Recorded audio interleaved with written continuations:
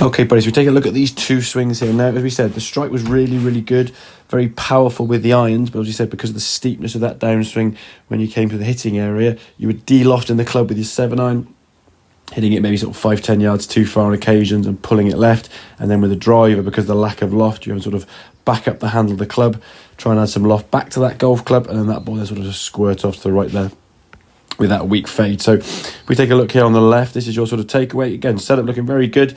As I say, you've got to feel like you're sort of powerful, dynamic and strong at setup. We want to try and feel more relaxed and sort of able to swing the club freely. We sort of create some speed and power in the backswing by coiling up, unwind the body. But backswing position now, getting in a really good position.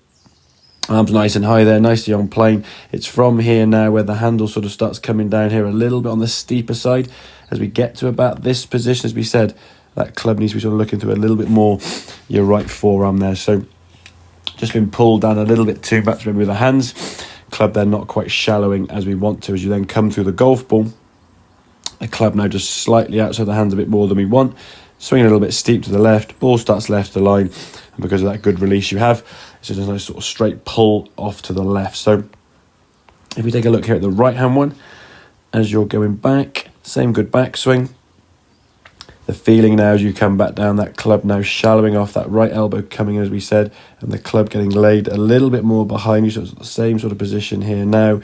We can see that right club and right forearm, so I'm saying club, much more in line.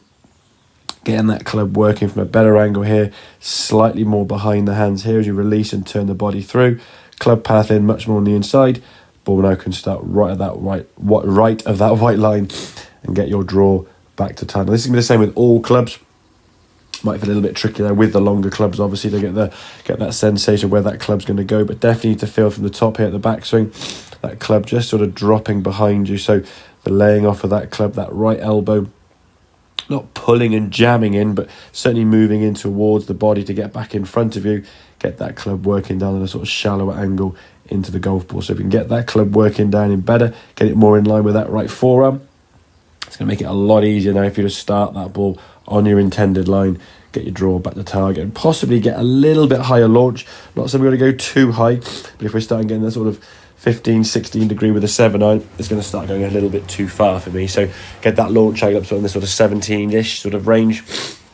Just going to give you a little bit more consistency and a slightly sort of crisper strike rather than digging down too steep, and obviously also give you much more success with the driver. So hope that makes sense, buddy. Any questions, obviously give me a shout, but I'll catch up with you soon. Cheers, buddy.